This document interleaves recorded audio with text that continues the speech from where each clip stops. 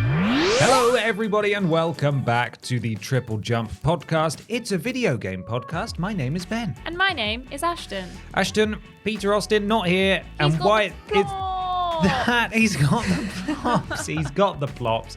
Peter Austin is unfortunately He's not very unwell this week, so is unable to join us. But we are gonna smash it, kick it out of the park, and do it well good in that. It'll be absolutely fine. Yeah. Are you well? I think so, yeah. I think I'm all right. Yeah. Seems to be potentially a little bit of a sickums jumping around the office at the moment. Yes. Jams Jenkins was off sick yesterday. He's not very well. Jams. And he was saying he's not feeling 100% today. Me and Ben were just saying that we also don't feel particularly 100%. No. So hopefully we won't all be sickums next week. We can ride it out. Yeah. Big, strong boys and girls. Yeah. We'll be We're fine. just going to power through it. I'm sure we'll be. Yeah. We'll probably I be refuse fine. to miss a podcast. No, you've not done it yet. I've not done it yet. I Have think you not I did had a one single... I missed one in January, I think. I wasn't Right. very well. Uh-huh. And then I think I missed one like the week after I started because I was in holiday. Yeah. And I was going to say, I swear you've been on holiday. I'm or going to miss something. one in the end of May because I'll be on Hollybobs. Yeah, I'm going to miss one in July, I think. I'm going to miss one in July too. Cool. Cool. Maybe we can miss one together and Yeah. then Peter can do it all Still on his little own. lonesome. This is a video game podcast, as I said, Yeah. and each and every week we're sponsored by a very real video game adjacent sponsor. Ashton Matthews, do you have the ad read in front of you there? I do, in fact, Ben Potter. Now, this was supposed to be ready a couple of weeks ago, but due to some kind of changing of plans and taking a different path and just kind of not listening to instructions, it's only coming out now. It's meant to come out at Easter, which, as we all know, is the religious holiday of the Easter Bunny. Big G's. Big G's. So this is, of course, a new parable added to the Bible. Brand new, ultra deluxe parable. New parable. Yeah. This is huge. Fresh off the press, new parable. Okay. And it's Stanley's parable. Right. Yeah, ultra deluxe edition because it's so good. And that's why it took a little longer to come out, because people weren't listening. they weren't listening to the narrator potentially and making. Yeah, That's taking the incredible. taking the wrong hallways. Yeah. Getting lost. All So it's that a little, kind but of now thing. it's in there. It's in the new Yeah. Bible. It's in the new It's Bible. the Stanley parable. The Stanley parable. Wow. Ultra deluxe. When and where can I buy that? I guess wherever you can buy a Bible. I guess. Where can you buy Bibles? Bookshops sell Bibles. I feel like they just sort of churches give them do they out. sell Bibles. I don't know that churches sell Bibles. The bedside table of any hotel you've ever been to. I checked my bedside tables at the most recent hotel I stayed in. No Bibles. What? Because I was going to do a little Jesus pray, Yeah. as I'm known to do. Yeah. And there was no Bible. No Bible. No Absolutely Bibles. distraught. Yeah, did a big complaint. Yeah, well, I don't know where you can actually buy a Bible. So if you Bible. know where you can Bible, then simply that's where you can get Stanley's parable from. Stanley's in there. Yeah. Is this real? No. Oh, bugger. But I don't actually know where you can buy a Bible from. I actually genuinely don't. I No. assume most bookstores, but at the Probably same sell time, like a Bible. they just sort of, the people on the street will just give you one. That's true, like a little tiny one. Yeah, but it might be like their strange one where they've added their own parables. Yeah, that's true. It's Where like they, little they Easter added a eggs in little- there. the little bonus bits in. Master Chief shows up during Revelations. Uh-huh.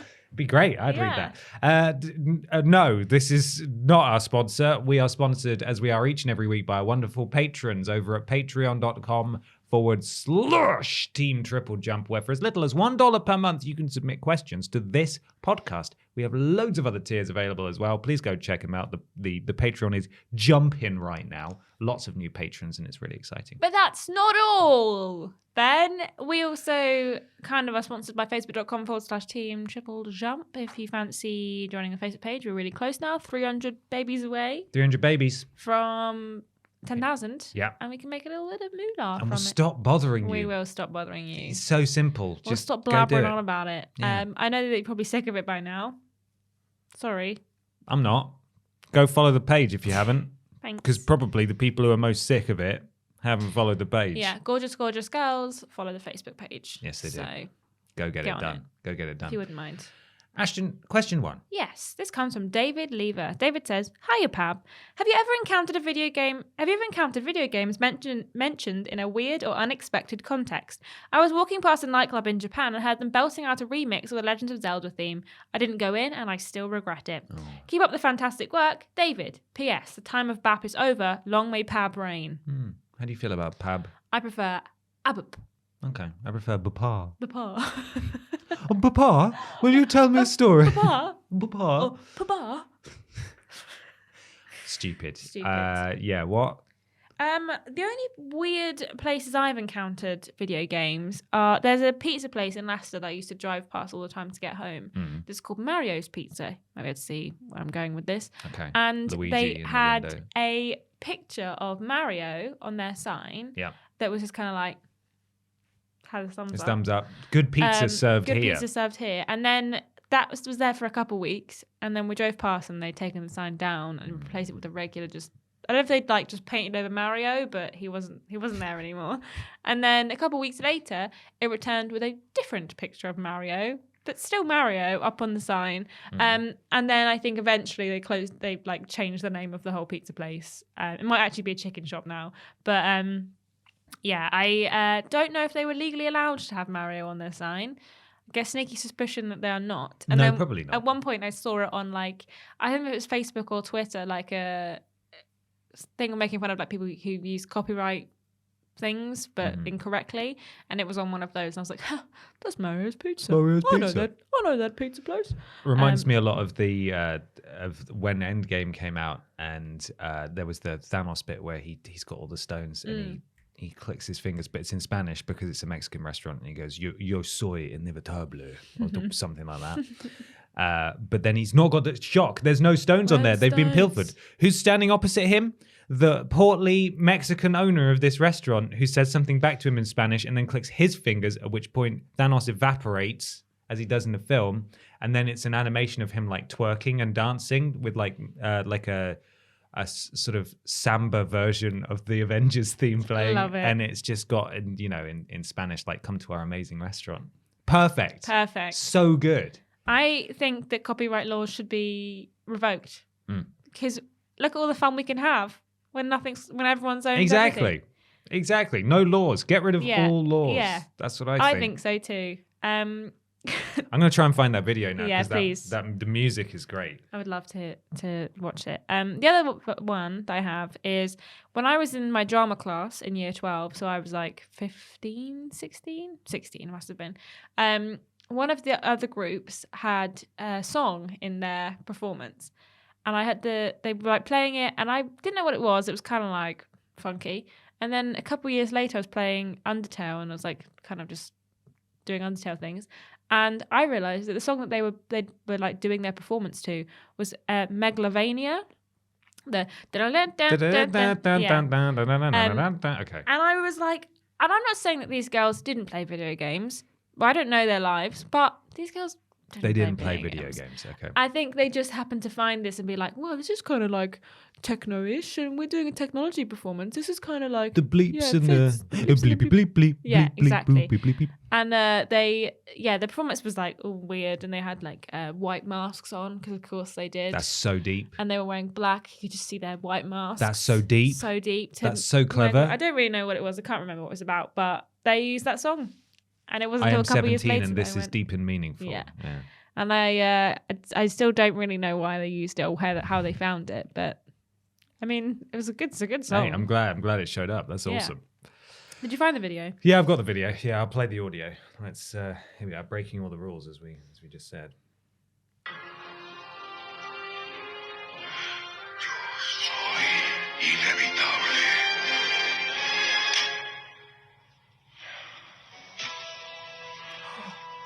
Where is this?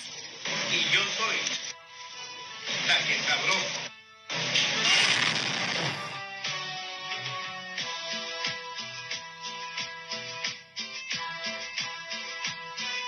Yeah, she's got Thanos twerking in front of like various Mexican foods. It's fantastic.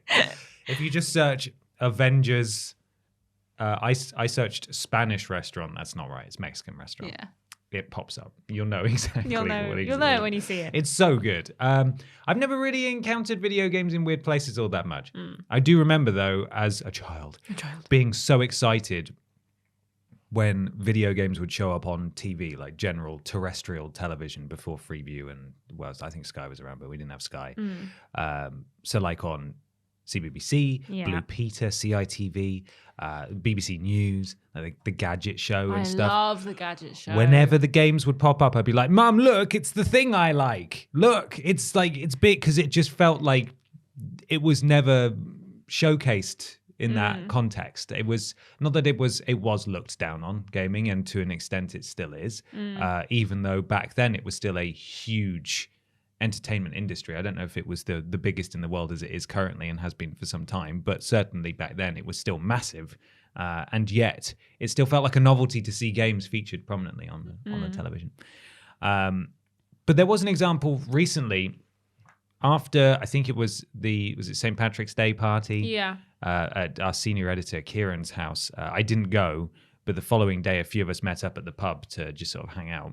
And there was, when I was getting a drink at the bar, there were 3 people at the bar, and I swear to God they were talking about Elden Ring, but they were not giving me enough clues to know for sure that they were talking about Elden Ring, because I really wanted to join in. So that as I was ordering my drink, I could just hear them saying things like, yeah, so I beat this boss the other night, and like I got this sword, and I was just thinking, please just say the name of a boss, just say Elden Ring, because then I could just slide and go, you guys talking about Elden Ring? You enjoying it? I'd had just enough to drink to feel like I could just join in someone else's conversation about Elden Ring, and no, I just didn't get enough context, and so I walked away. They could have been talking about like Bloodborne, and then you look like a right idiot. Yeah, only idiots play Bloodborne. Complete loser baby game. But yeah, I don't know. I don't have a Super Mario on a pizza shop sign. Although I've almost certainly seen that kind of thing before and gone, Probably, yeah. That's interesting. Absolutely. And then just forgotten. Yeah. I've probably seen that pizza place, to be Probably honest. have, I used to live in Leicester. Yeah. Amazing. Wow, it's a shame that Peter's not here. Yeah. He seems to keep avoiding us when we do this segment that we're really trying to introduce. He is never going to get I think he doesn't like it, because I think he doesn't like us. He did it last week, and then now he's off again. So I think maybe this is the reason. That's the curse of the plops, isn't it? Yeah. Plop well, curse. it's time to do our favourite segment. It's What We Playin.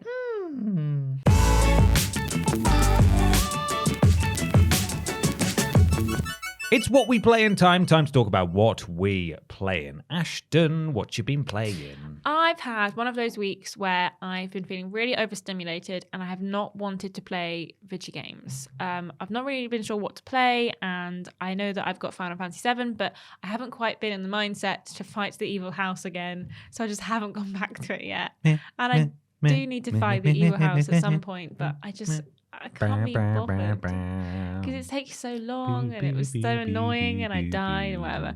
So I've been playing some Tiny Tina. Okay. And how long are you going to talk about it? I'm not. You're not? I said I wasn't going to talk about it anymore. So all we're getting is I have played some Tiny Tina. Yes. Okay. I haven't played that much, actually. I think we played a couple of hours. Can I ask one follow-up question? Yeah. Are you enjoying it more or less than before? Or the same? I think the same. Oh, boy. It's still broken. Sad. And I played for about an hour before I got really frustrated. I played Planet Zoo. I couldn't figure out how to put enrichment toys in my wolf's enclosure. And I was getting really annoyed because it kept telling me off that these wolves were like didn't have any enrichment. And I was like, I don't know how to give them enrichment. You're not telling me how. And then it turns out I had to research it, but then I thought the research was done and it still wasn't giving me any toys. And I got really frustrated. I was having a bad head day, and I hit my keyboard and I turned the game off.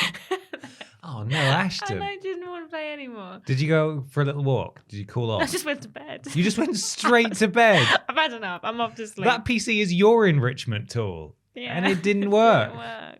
So I've not played a lot this week. I've been a bit that's okay. a bit sad boy, but that's okay. Maybe this week I'll play more. No more sad boy. No. Just try being happy, you know?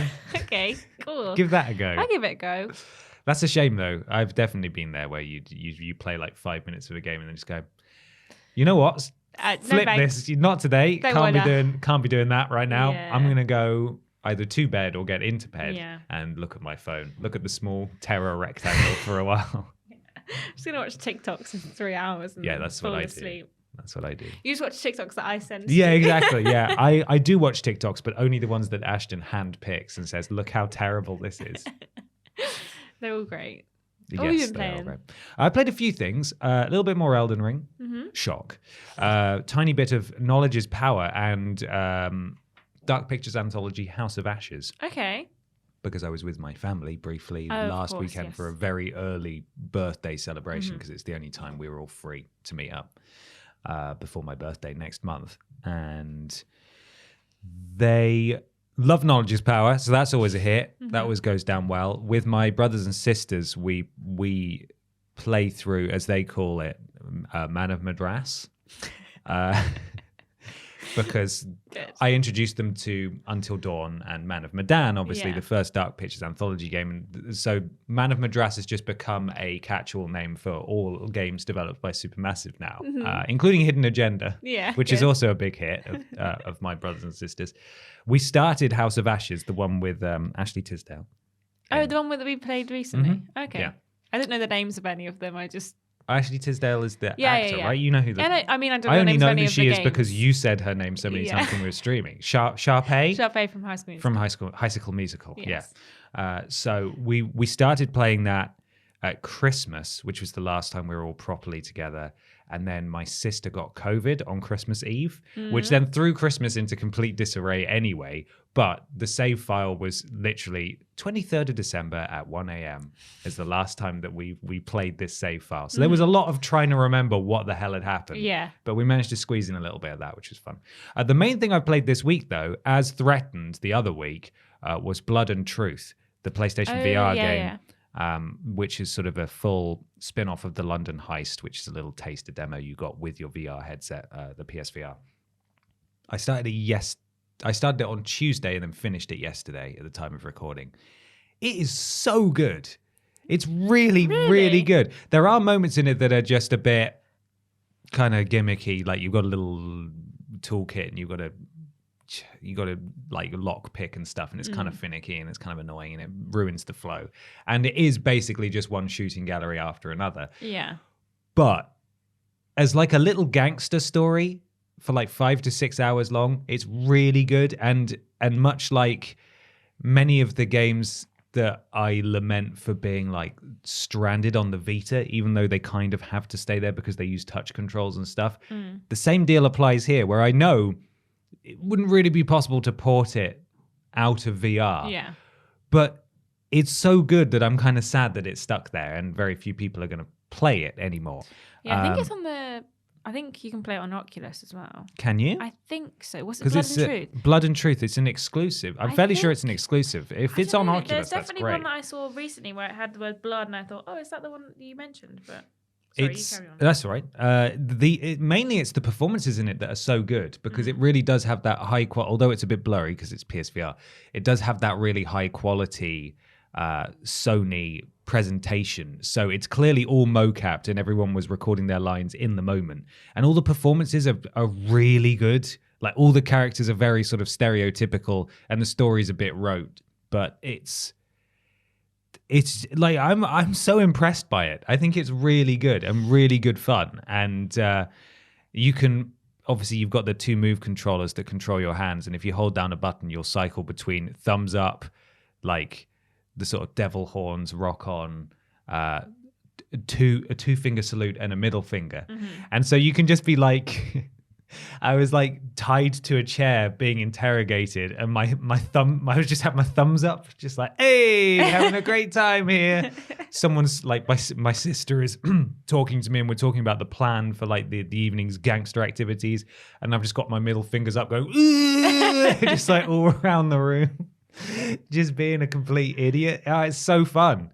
Like genuinely, I think one of the best VR games I've played. I need to put you in Half-Life Alyx. Well, that's what I was going to say. I know Half-Life Alyx is the gold standard, but in terms of the limited stuff that I've had on PSVR, and I played most of the exclusives, as like a narrative-driven experience, really impressed. Yeah. So impressed by that, and I would love a sequel, although I don't know how likely that is. I don't know what Sony London Studios up to now. Was it the same game? No, it's a different game, but has a very similar name. Okay. Well, Blood and Truth, if you haven't played it, highly recommend it. And now the VR, for the first time since I got it, is all packaged back up in its original box, and I don't think it's ever going to come out again. But I really enjoyed the time that we've had together over the past 3 weeks, reconnecting.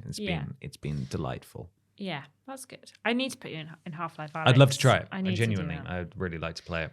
Well, once I've cleaned my flat, everyone can come over. How likely is that? If I book people in to come over, then I'll clean my flat. Okay. Well, then maybe that sounds like a But plan. no one's ever free, so...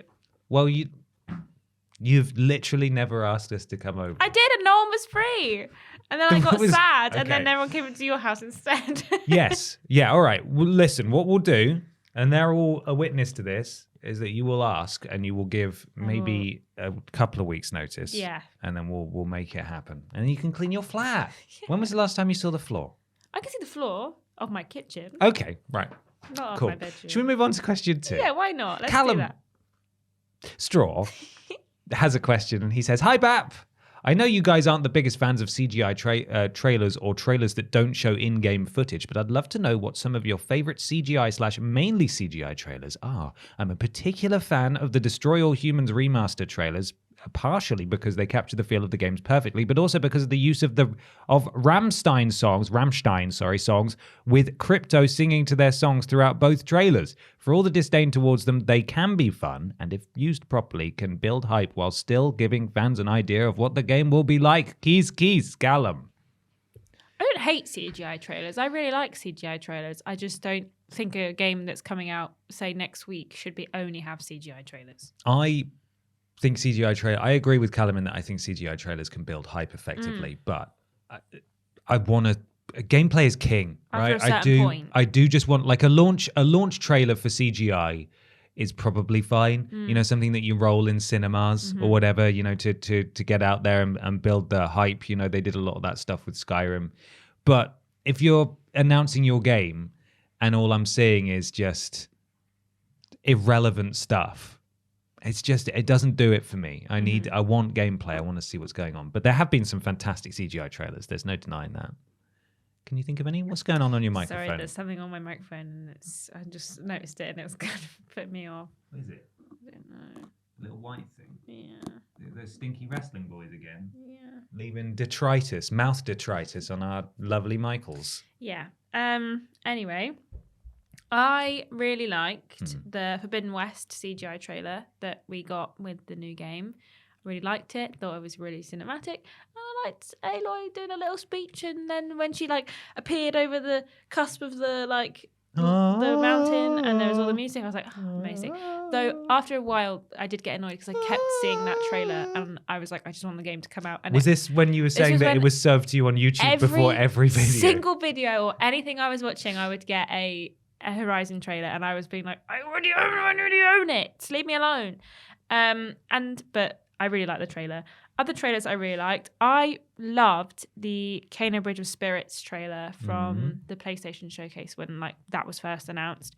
I almost cried because the things were so cute. I was very hormonal at the time. Right. But I saw them and I was like, I need this game. It's indistinguishable from CGI most of the time anyway. It's such a beautiful game. Exactly. But I was watching it and the rots came on, and I was like, I gasped so loudly and almost cried because I really wanted it so bad. But that trailer was so good. And also a trailer that I remember liking, and I went back and watched this morning because I wanted to experience it again, was the Last of Us Part 2 trailer, the official trailer where she's playing the guitar, and then Joel walks in. Nobody's sure if Joel is like an apparition and or then something. she says, I'm gonna kill every last one of them, and looks at the camera, and I was like, oh, this it just gave me trailer, shivers just thinking about it. This trailer, and she's singing what song is it that she's singing? I can't remember. It's not the one that Joel ends up singing in the full game, is it? It's a different one. It's a different one. It's a really good song as well, and I've forgotten what it is. I can hear it in my head, but I can't remember any of the lyrics. And that trailer is one of the trailers that I remember being like, this game's gonna be great. This game's gonna be amazing. And it didn't give anything away about the story. It doesn't feature at all in the game. It's like a completely standalone thing that we never really see.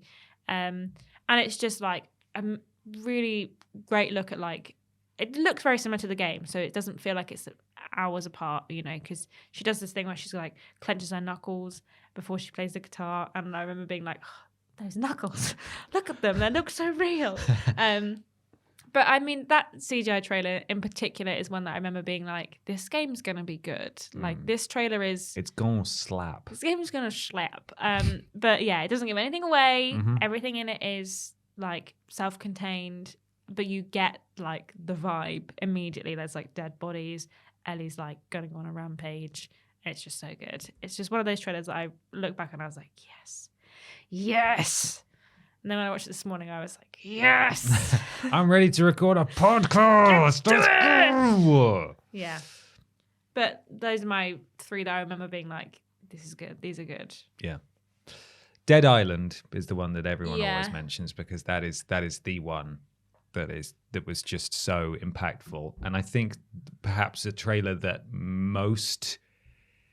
Well, I think it sort of wears two crowns for me as one of the most influential and important and amazing CG video game trailers ever, but also as the prime example of the real danger of a CG trailer in that it does not represent the game at all. Not even a little bit. It takes place on an island and sometimes you are in hotels. Yeah.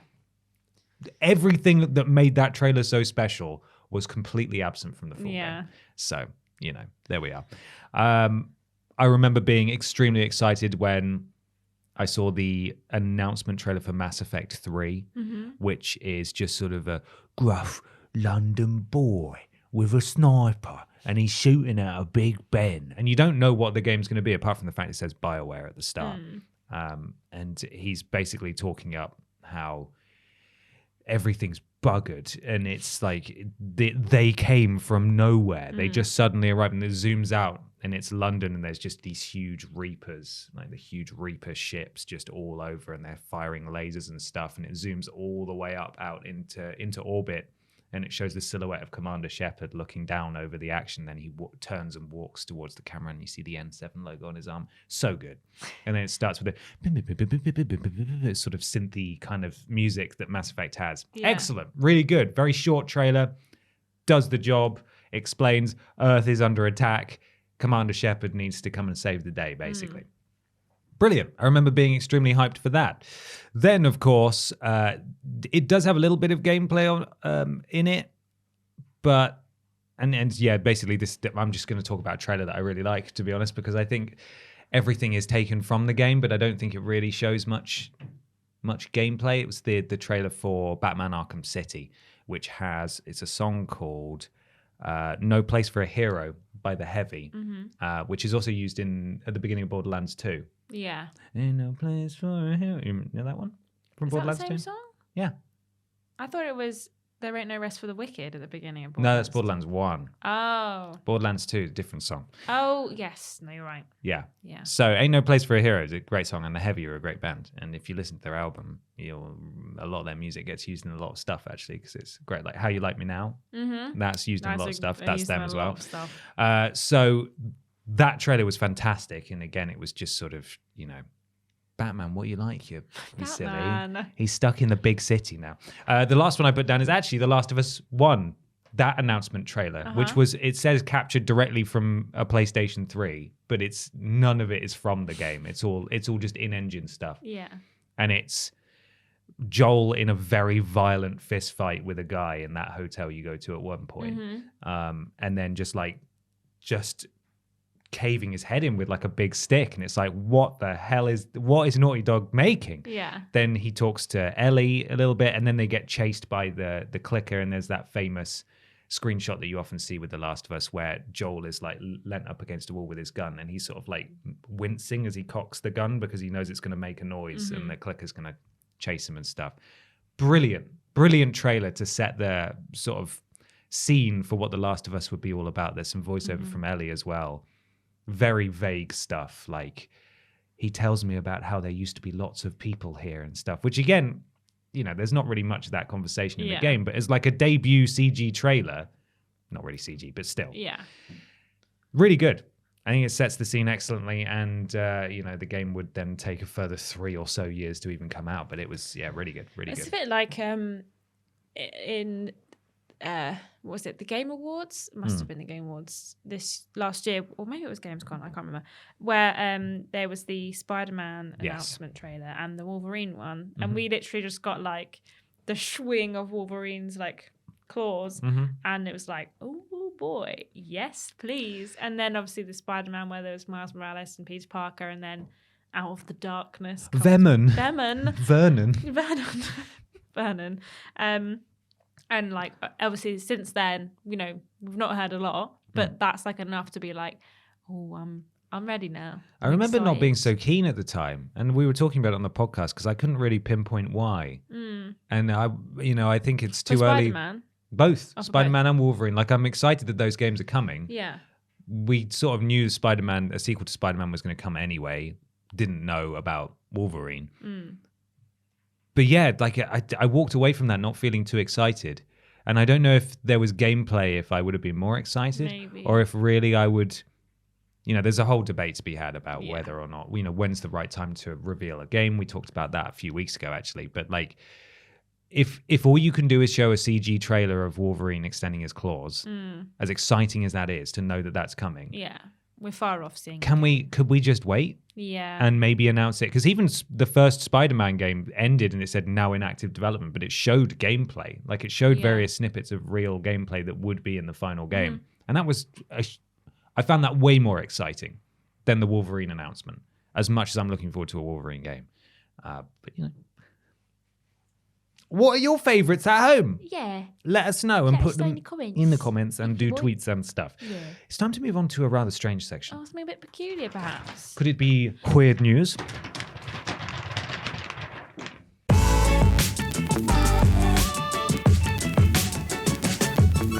It's weird news time. Time for some weird video game news. This week, Weird Video Game News is sponsored by the following podcast producers. Nathan. Josh Plain. G.Y. Goliath. Sean Legg. Corey Duffel. Ellie Nicholas. Erica Hutchinson. Melody L. Bonnet. Katie Garrett. And Gabrielle Philipping. Thank you so much, podcast producers. Podcast producers. If you'd like to become a podcast producer, go to patreon.com/Team TripleJump and support us at the appropriate tier. I just got an important email. Oh, yeah? From LinkedIn. Hi, Ben. I'd like to join your LinkedIn network. Moxie? Mad Moxie wants to be in your LinkedIn Want to be network. LinkedIn buds. She is the Chief Galactic Expansion Officer at Ballantine Scotch Whisky, as we discussed on last week's podcast. Yeah. But yeah, she's found me on... Does she follow you on Twitter? I don't know. Does she follow you? Yeah. Nice. I don't follow her on Twitter, to be fair. But she's just tried to add me on LinkedIn, which is very exciting. Will I accept? Maybe. I don't ever use LinkedIn, you know. She's accepted my... we first got the email, I added her just for fun. Mm-hmm. And she has accepted me. So I am also linked in with Mad Moxie. So you're already there? Yeah, I'm already right, there. okay, so why are we both on our phones? Because so you brought it up and now I was just completely undercut my exciting news about being added, and you're like, well, I'm already there. I'm already best buds. All right, well, screw me, I suppose. What weird news have you got, Ashton? Well, I have some weird news that comes from Joe Halstead on Facebook. I believe it was submitted on Twitter as well, but it was a different article. So this one comes from NME, written by Andy Brown. Russia reportedly bungles staged arrest by mistaking SIM cards for The Sims. And then in quotes, I genuinely believe this is a dumb Federal Security Service officer being told to get 3 SIMs, said investigator Elliot Higgins. Russian Okay. Federal Security Service has been accused of staging an assassination plot and mistaking orders to plant SIM cards for The Sims after 3 copies of the game auspiciously appeared at the scene of an arrest alongside Nazi paraphernalia. Yesterday, April 25th, the investigative committee of the Russian Federation reported that 6 people had been arrested in regards to an assassination plot. According to the committee, the group were working with Ukrainian security services and planned to target journalists and alleged propagandist Vladimir Solovyov with a car bomb in Moscow. As reported by the New York Post, shared images of the arrest scene led to skeptics suggesting the arrests were part of an operation to frame Ukrainian officials as Nazis, something that Vladimir Putin has repeatedly claimed since the launch of its invasion of Ukraine.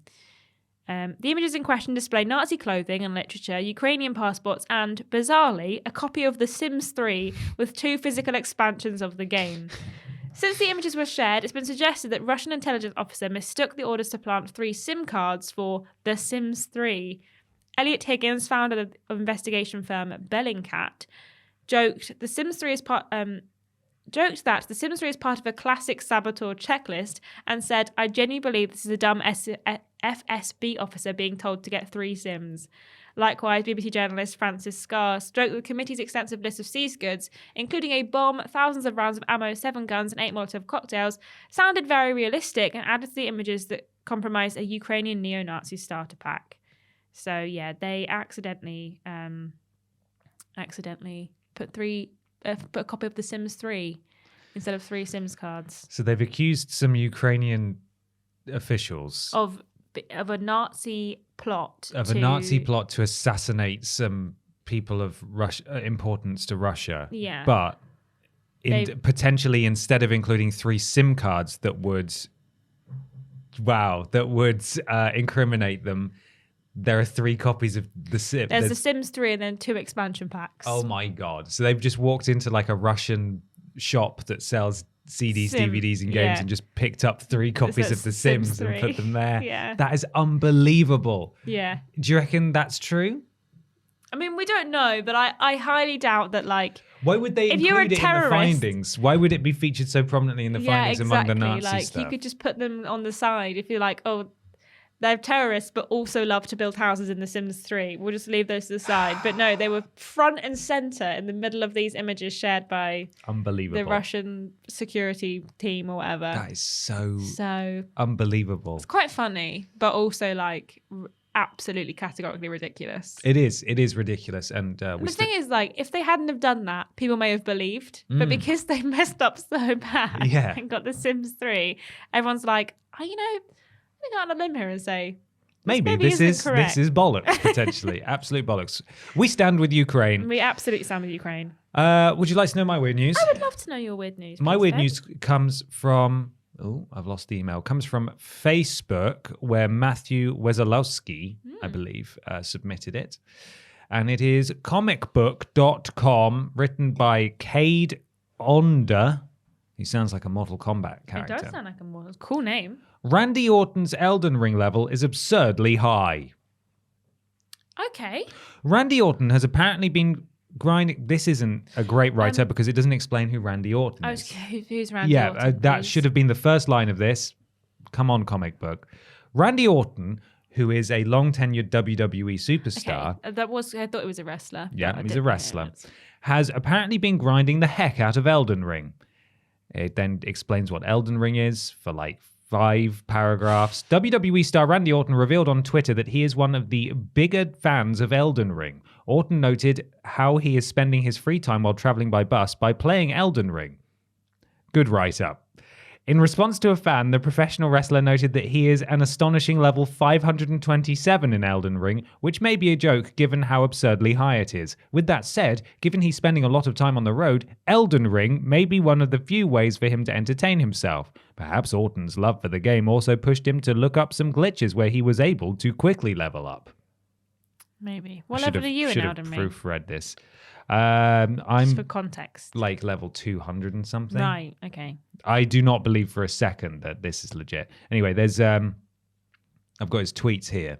Someone said Knoxville to St. Louis is 7 hours, Randy Orton replies, 8 hours by bus. I'm playing Elden Ring and celebrating myself. I had to take a bathroom break, so I decided to check up on Elon. And first thing I saw was your comment. I'm assuming he's just talking about Twitter generally. Yeah. I felt inclined to respond, so I did. Now I'm going to go back to slaying demigods and absorbing their runes, says Randy Orton with a little emoji of a snake. Good for him. It's good to have hobbies. What's your rank? Someone replies, 527 lol. And then there are loads of responses that are just like, that is not really, that can't be right. No, you can't be 527. As somebody who has exploited the system to boost certain characters of mine, maybe Barbara for streams, to get to level 527 is a mammoth task. That is not, you're not doing that on the bus. Is he playing it on a laptop? Maybe he's got a PlayStation. Maybe on the maybe he's it's got one of like those really bus, fancy an American buses. like big tour That's bus. true. I'm just thinking that he's just sat in a 2-seater. No, you know, he's just sat next to someone else on the bus. I don't think he will be. You don't think that's likely? No. Okay, but there we are. That's literally the news article. It's not a great article. I think it's an interesting story. Yeah. But the article I should have read in advance. So you don't believe Randy? I don't believe Randy Orton. You think he's lying? I think Randy Orton is lying. I think Randy Orton is playing Elden Ring. I don't think he's level 527. I do not believe that. If he's playing little sessions on the buses for a few hours at a time. I mean, those are good stints to be playing Elden Ring. They aren't good stints if you're level 527. That is all day, every day. Unless he's cheated, of course, which, you know, is fine. You can do that if you want, as long as you don't go and grief other players. But yeah, Randy Orton playing Elden Ring. He's playing Elden Ring, and he's better than all of us, apparently. Yeah, he's the best at Elden Ring. And now, if you excuse me, I'm going back to slaying demigods and absorbing their runes. Snake emoji. Snake emoji. Because he's the Viper. That's his nickname. Oh, the Viper, Randy Orton. Okay, I thought maybe that the snake has something to do with like the demigods. Or could well be. There are snakes in the game. But he is a snack man. I didn't realize he signed off his tweets with a little snake emoji. It's quite cute, actually. It's my weird news. Let's have question 3, I believe. This comes from Bartek Kubica. Luckily, Bartek included a how to pronounce my surname in their name. Yeah. Greetings, walruses. I recently finished Heavenly Sword. It was a weird game bearing Signum Temporis. It made me think about voice acting. Anna Torv was great. I didn't even recognise her, but I do, oh yes, recognise Andy Serkis. Veterans like Ashley Birch can play both Tiny Tina and Aloy. In Scarface game from 2006, Al Pacino personally chose the actor to replace him. On the other hand, I cannot imagine Johnny Silverhand speaking in a voice other than Keanu Reeves. What's your opinion? Do you prefer the instantly recognisable Hollywood voice or the subtle range of voice actors? Bye bye, skibbity dibbity bap. Thank you, Bartek. Thank you, Bartek. So, what do you prefer? Do you like the famouses or do you like the voice actors? I don't personally have a preference, but I would rather a voice actor was employed because they are talented than a Hollywood actor employed because of their name. Like, I don't know. I mean, not everyone is good at voice acting. No. And not everyone who is a good actor is necessarily good at voice acting. And I think that as long as like they're talented, I don't really have an issue with who's employed. However, I know that there are incredibly talented voice actors who do video games. Ashley Birch blows my mind. Like, having gone from playing Horizon to into Tiny Tina and being like, that's the same person. And it does blow my mind how like versatile that she is. Same with Laura Bailey. Yes. She's very talented as well. I mean, there's lots of obviously very talented voice actors, but I do think that like you can kind of tell when someone's been hired because they are famous and they have a very recognizable voice. Yeah. And I think that it's, as much as that is great and it does sell your game, it doesn't always constitute a good character. Peter Dinklage as Ghost in Destiny. Yeah. Matthew Perry in Fallout New Vegas as Benny. Yeah. Kiefer Sutherland as Snake in Metal Gear Solid 5. Yeah. Bad. Not good. But like, I think then you could go like Stephen Merchant as Wheatley, and Samuel L. Jackson as the policeman officer in Grand Theft Auto San Andreas. Is he really? He was good in that, yeah. I didn't know he was in that. And then Bill Nye was in Destiny 1 and 2, I believe. Yeah. How do you feel about I him? quite liked him in it. I was just- mean, he wasn't in it very much. His character wasn't. My problem with In that, that. and it's the problem I also have with prolific voice actors who are in everything, Troy Baker, Nolan North, is that I hear them, excuse me, is that I hear them and go, that's Bill Nighy. Yeah. That's Troy Baker. That's just Troy Baker.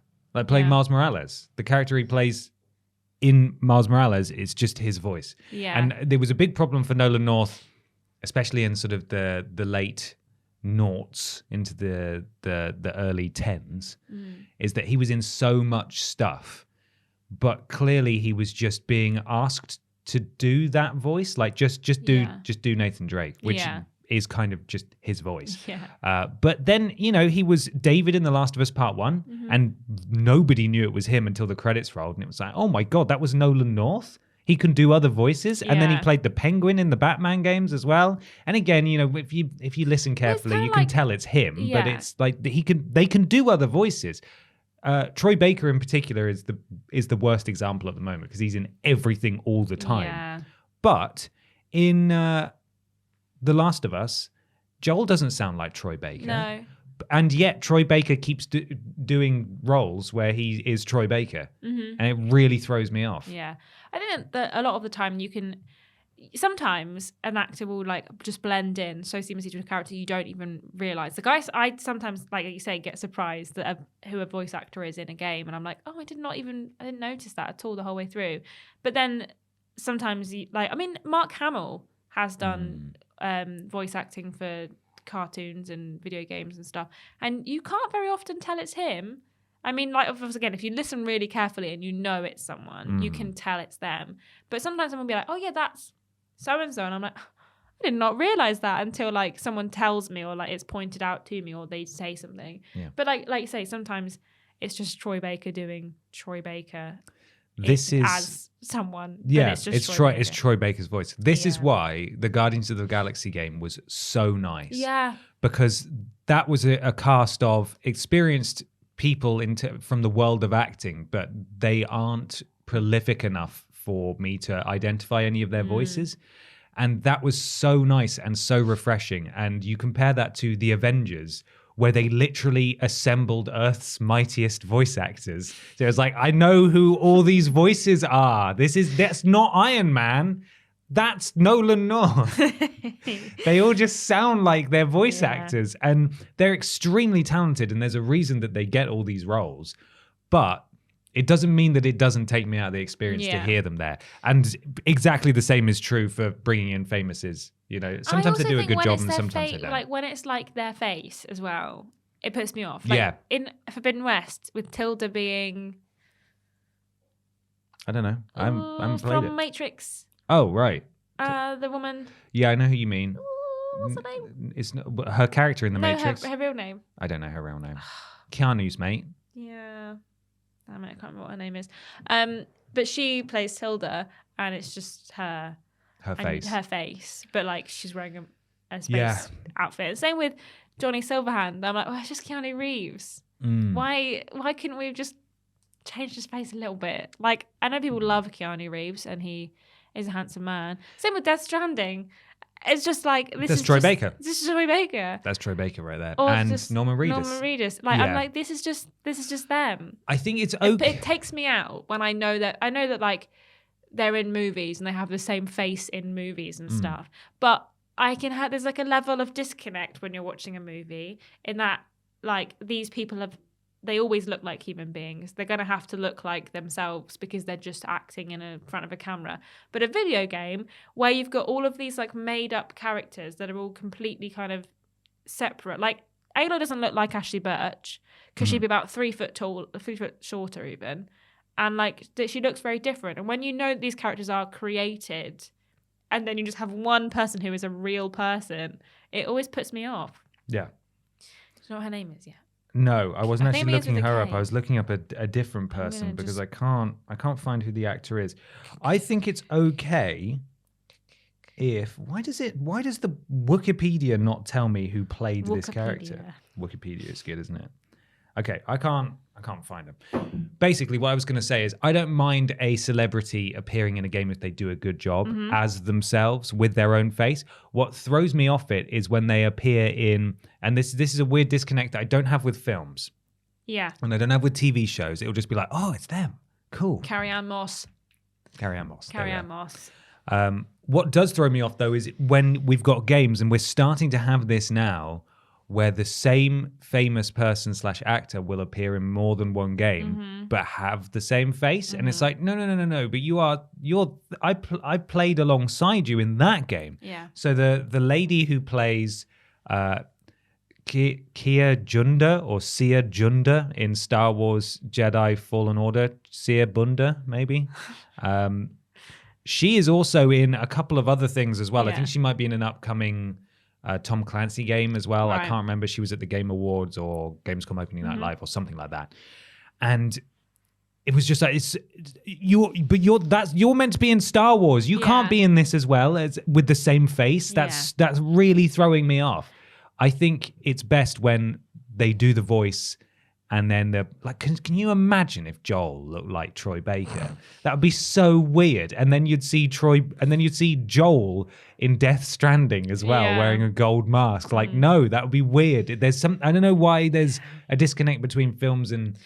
I think it's the like same that. thing of like when we were talking about, sex scenes in movies versus sex scenes in video games. Is that being in so much more involved in a video game and like having so much more kind of control over a character or like the side character and having them with you when you're playing a game, that you kind of every game like and every IP is so different that if you go from playing like Jedi Fallen Order to what's the game that she's in that you just say?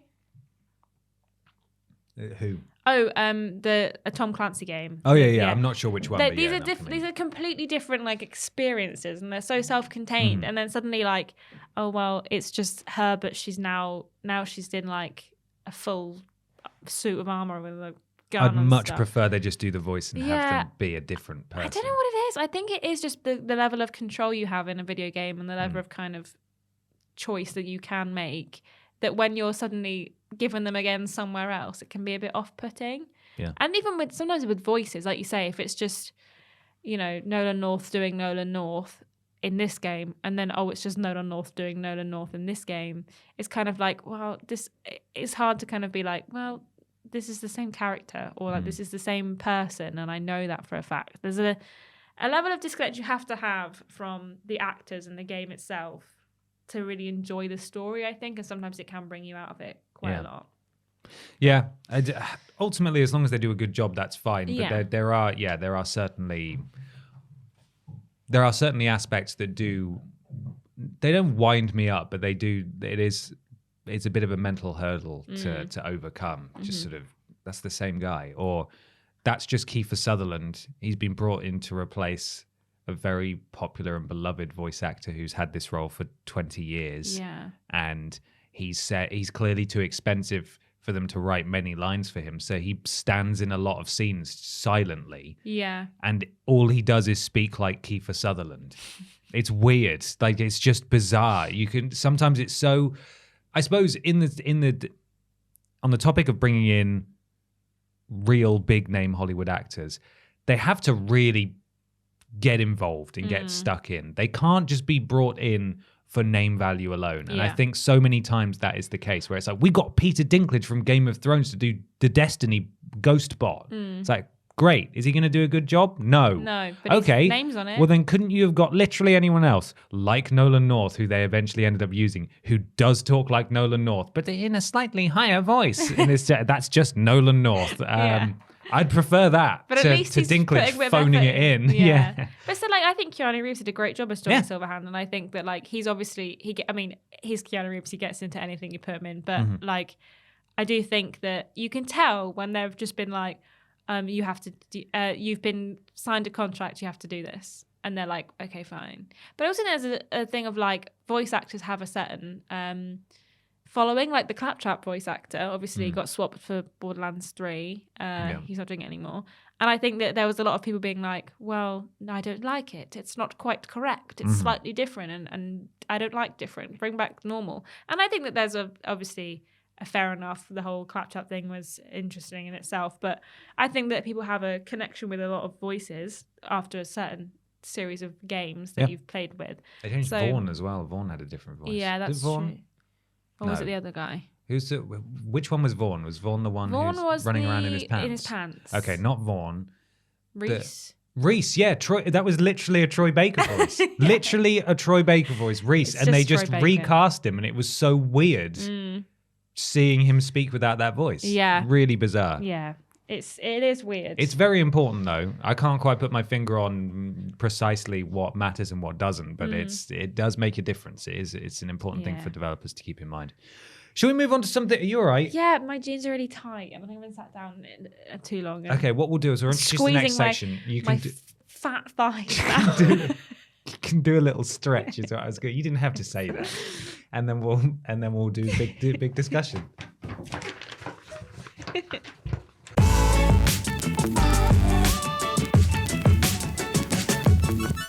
It's big discussion time. Time for the big discussion, which comes courtesy this week of Fergus Jeffs.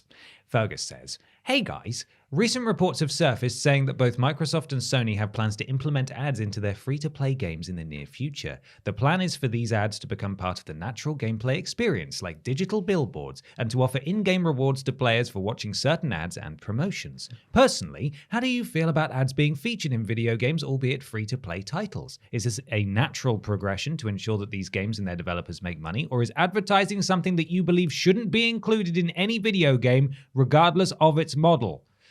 All the best, Fergus Jeffs." Nearly rhymed. Can you imagine if his last name All the was... Beths, Fergus Jeffs. Yes, please sign off all your correspondence like that from now on. I've got a little write-up here from VG247 that goes into some more detail. According to sources speaking with Business Insider, Sony is currently testing with ad tech partners to help developers insert ads in free-to-play games as a way for studios to monetize titles.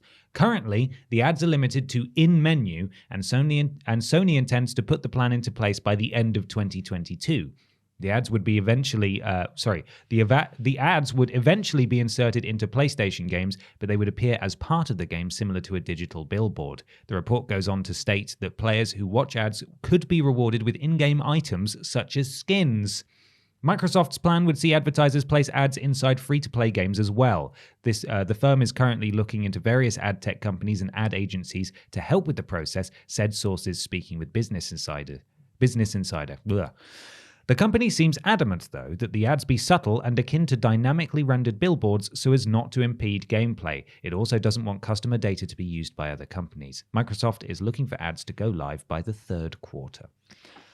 See, I was a bit confused about this. Yes. Because if I remember correctly, there's already adverts in games. There's already like stuff all over the place. I don't know if you remember Death Stranding about bajillion cans of Monster. Well, that's I know that it's like more obvious, like not just product placement, but things like FIFA on the whatever the bit around, you know, they've all got, there's like Adidas adverts and, you know, adverts. I know that it's kind of meant to build the game, but they could make fake ones up. And that's probably already stuff that's agreed. That's part of the licensing agreement with FIFA because they probably already sponsor FIFA. Exactly. Same goes for WWE. The most recent game and the last few games have always had like tie-in trophies with like KFC and Snickers and stuff. There's like the Snickers Satisfies trophy and there's a Snickers logo. Oh, I like Snickers.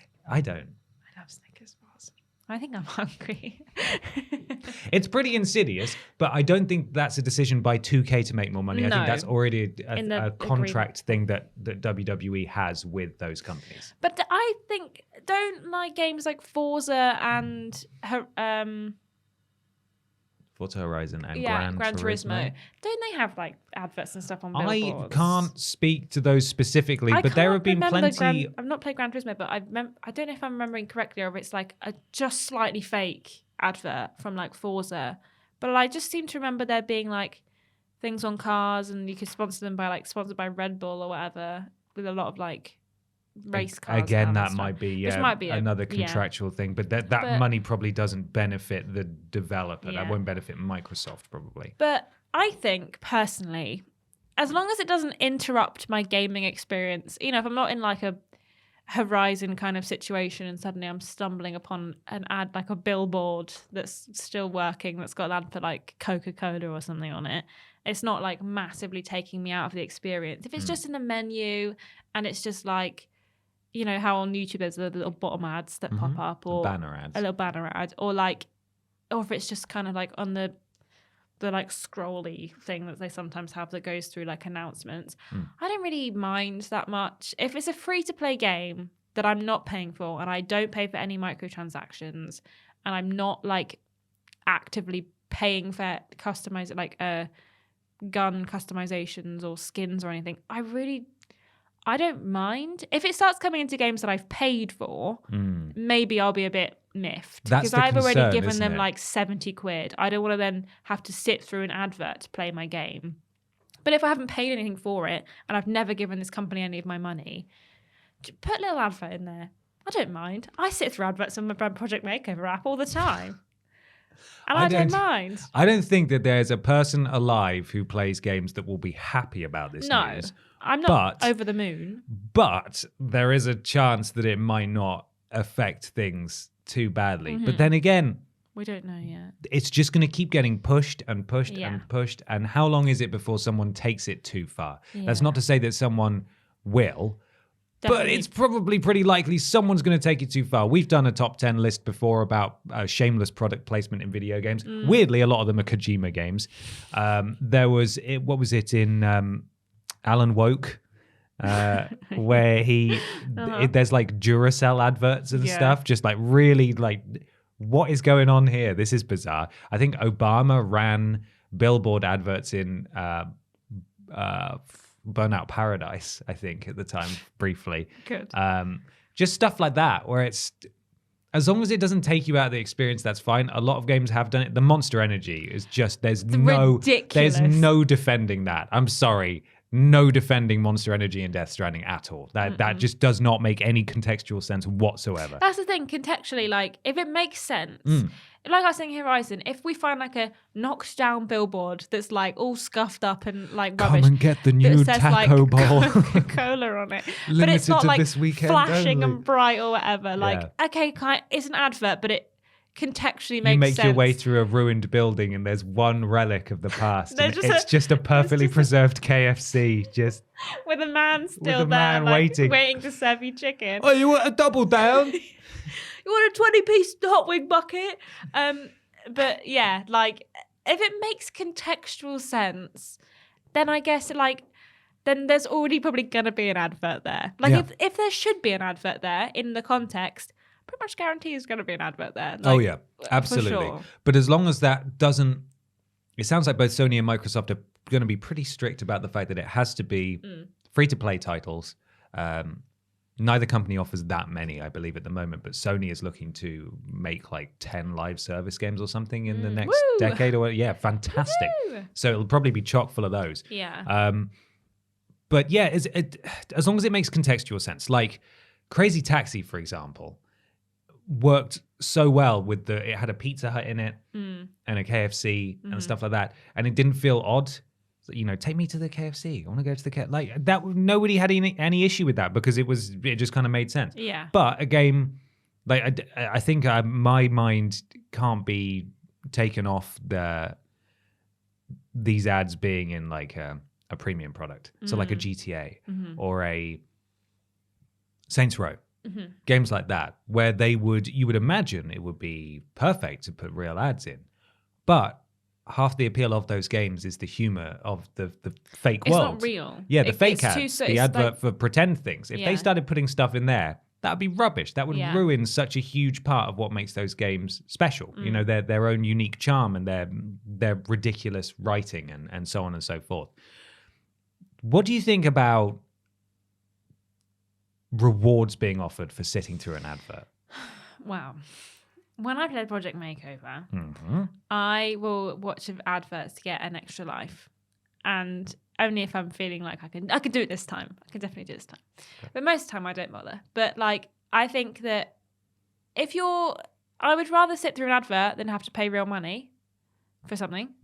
Like if it's like a minute long advert, fine. If I want it bad enough, a skin for my gun. If I want that pink skin for my gun bad enough. In Project Makeover. I will sit through the advert. I would rather sit through an advert than pay £1 for it. But also, I'd rather not have to do either of those things. You do realise that these skins, I'm just realising, and now do you realise that these reward skins you're getting will probably be directly related to the advert you're watching. If you watch this advert, you will get a Big Mac you grenade. Get a Big Mac grenade. Yeah. Or like, if you watch this, your gun will That say actually sounds 7 rad, Up. though. I kind of want a Big Mac grenade. That sounds kind of good. Sounds wicked. But yeah, someone's going to take it too far. Yeah, and then everyone will be like, now the absolutely not. Well, that's the thing. Or if people don't kick up enough of a fuss, the floodgates will be open and it's game over, quite frankly. It only takes one bad apple to put a stupid thing in a game. And we're all screwed. Perfect. That's the phrase. Put it on a tea towel. Yeah. As you say, though, these kinds of in-ad implementations or sort of in-game ad implementations, this isn't new to gaming, but it is very much a pillar of mobile gaming. And a lot of people listening to this podcast probably don't play that many mobile games, or at the very least, I hate mobile games. That isn't. Yeah, I know you hate them. That isn't their primary source of gaming. They won't go home and play a mobile game for the evening, for example. Not that anyone would do that. I suppose that's not a good example. But even so, I imagine most people will get their primary gaming entertainment from a console or a PC who are listening or watching this.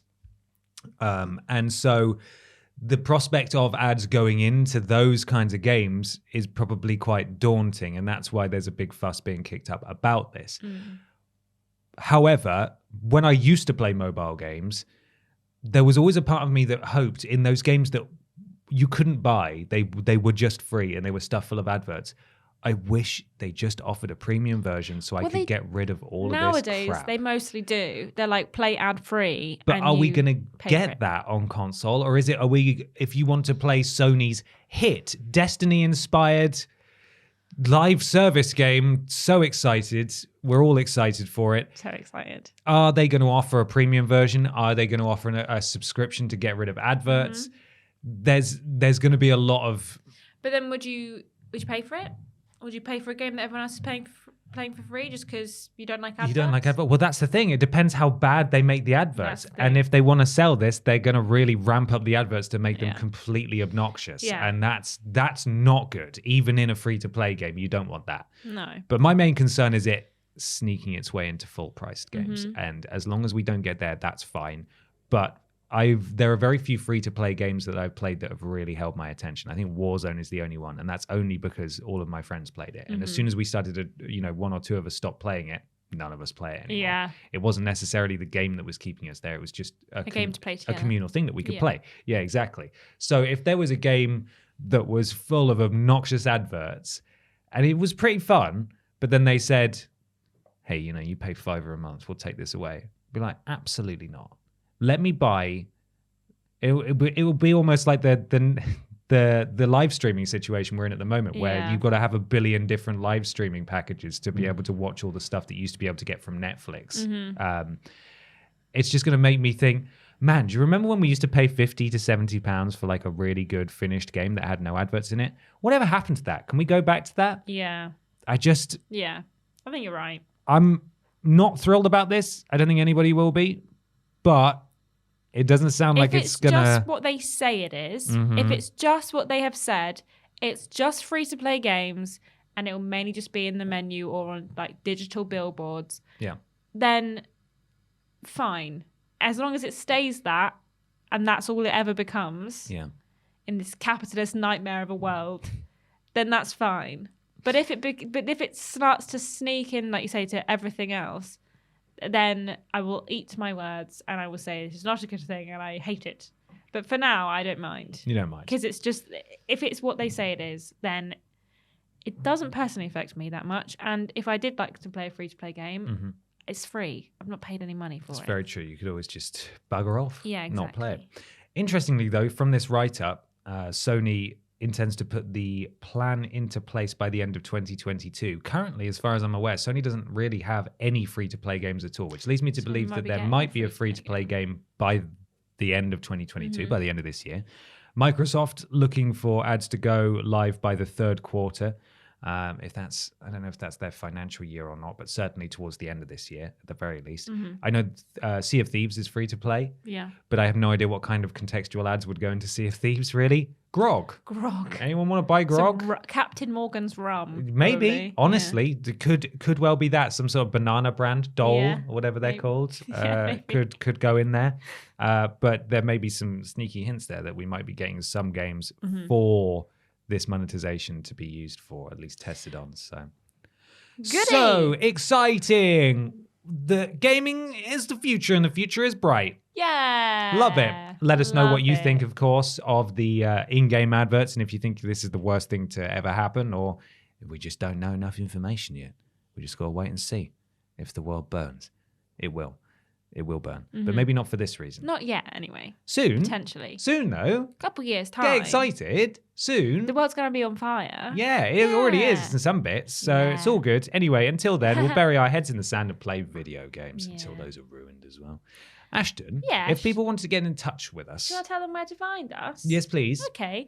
You can find us on youtube.com and twitch.tv/Team TripleJump. We do videos and live streams on both of those. We do live streams on Twitch sometimes and on YouTube sometimes. And when we do those live streams, we're modded by Lord Brodovich, Charlie Badger, and Mr. Black. If you have an Amazon Prime subscription, well, guess what you get? A free Twitch sub, in case you didn't know. And if you fancy maybe just giving a little nod to us without having to pay any extra on your Amazon Prime subscription, why not give your free Twitch sub to us? We have a Twitter and a Facebook. It's facebook.com/Team TripleJump for video game and live stream videos and live stream announcements on Twitter, and some legacy content on Facebook. And also, just please follow us on Facebook. That'd be so great. Thanks so much. We are, thank you to Fraser, who manages the community and the Facebook and the Twitter. He does a fantastic job. We have a TikTok, tiktok.com/@Team TripleJump. I don't know why there's an at in it, but there just is. And we also have a Patreon, patreon.com/Team TripleJump. Check out the tiers. There's all kinds of cool things going on the Patreon if you fancy looking. We have a website, triplej.mup. That's triplejU.mp. It spells jump. Isn't that clever? It is. If you want to join our Discord and talk to our wonderful community, why not go to triplej.mup/Discord. On Discord, we're modded by Jack, Joe, Tori, and Hollow Eyes. And if they tell you to do something, bloody well do it. If you... I know what I was going to say. Weefool. If you want to listen to... I once went to a service station, right? Okay. And it said that we've got Wi-Fi, it said. And I thought it said We Fit. And I was really excited. They've got a We Fit here. That's awesome. Nice. They've got a waifu here. A waifu. Will you be my waifu? If you want to listen to the podcast in its audio form, as maybe you're going shopping with a colleague at the weekend and want to blur them out with something fun, why not go to triplej.mup/podcast to find out where blur you can them out? Like they'll talk to you and you can just put your headphones in and pretend you're listening, but actually listening to a podcast instead. Wow. Blur them out. That's so rude. Yeah, I would never do that. I'm going to do that. If you want to buy some sick and cool merch, wrong side. This side. This is a cool. Look how cool this jacket is. It's a cool jacket. You can still buy our limited edition cat t-shirt till the 5th of May, and all profits go to Cats Protection. And I think they're pretty nifty t-shirts. Yeah. You can go to triplejumpshop.com and make sure you're following @triplejumpshop on Twitter to find out about all the latest merch announcements. So there. My turn. Why not follow Plop Boy and Ashton on Twitter and Instagram @thatPeterAustin and @ScrambledAshton, and myself just on Twitter @confused_dude. We do lists every Monday, Tuesday, Wednesday, Thursday, streams every Monday, Tuesday, Wednesday, Thursday, Friday, Thursday being the joint stream. Blaze it. On YouTube, Monday, Tuesday, Wednesday, Friday being solo streams on Twitch. Worst Games Ever is fortnightly, Friday for patrons of a certain tier, Sunday for everybody else. The podcast is every Saturday, and we do shows all the bloody time. Why not leave a review on iTunes or your platform of choice? A 5-star review. If you wouldn't mind. It helps something to do with Al Gore's rhythms. So much coming out this week. So much going on.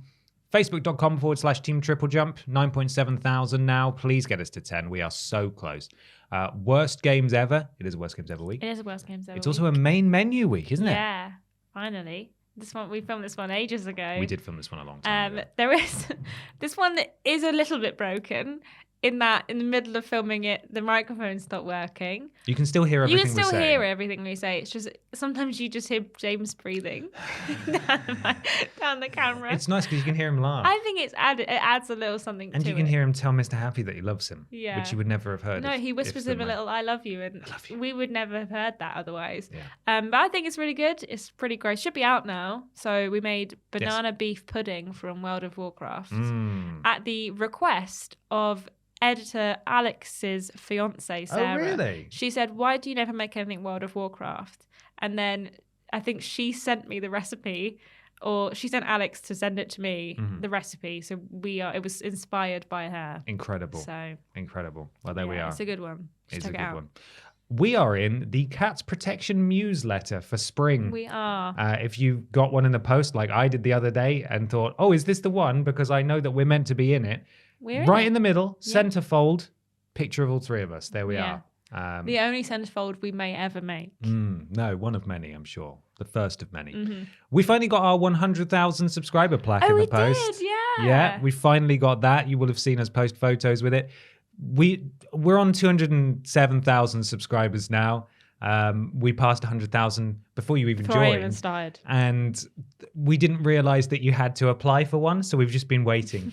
And eventually we realized we applied for one and now it's arrived, and that's nice. It's exciting. You can go on Ours the looks wall. much nicer than Cultaholics. Oh, it does. Theirs is one of those rubbish ones in like the little glass box. Mm. Ours is all shiny and Rubbish. silver. It's good stuff. We set a speedrun record for Puss in Boots. We did. After the Cats Protection stream We did. last week, where we raised a lot of money, and thank you so much to all of you for all your support. Remember, TripleJumpShop.com if you want to buy a limited edition cat shirt featuring all three of us as cats. You can go do that. We played through the whole of Puss in Boots on Wii without realizing that it was that short. We would finish it. And then I think one of our mods in the live stream chat said, "Oh, by the way, currently you're on record for like third fastest speed run. Like, well, might as well." And this was with us stopping to swap players and also at one point taping a sword to my hand. Yeah, we were not going We for were a not speed going run. for a speed run, but we So- are third best. We are third best. I submitted the speedrun time. Turned out that there were no listed moderators. So then I got in touch with speedrun.com, said, "Hey, do you need a moderator for this? I'll do it." And so we're now in charge of Puss in Boots, Captain Scarlet, and the Sniper 2. And hopefully, if tonight goes as planned, we'll also hold the speed run for Jungle Book Groove Party speedrun. Yep, I will Yeah. be submitting that tomorrow as soon as the VOD goes live. Hugely exciting. And then we will hold 4 speedrun records. Not first place, but we are on the leaderboards. We've set speedrun records. So what a time to be alive. What a time to be alive. Incredible. Ashton, one more time, could you tell me the name of the sponsor for this week? Of course I can. New entry into the Bible in time for Easter 2 weeks ago. It's, of course, the Stanley's Parable Ultra Deluxe Edition. Praise be to Stan. Amen. Amen. Amen. Amen Holmes. Yeah. Thank you so much for watching / listening, everybody. We will see you next week. Yeah. Bye. Bye.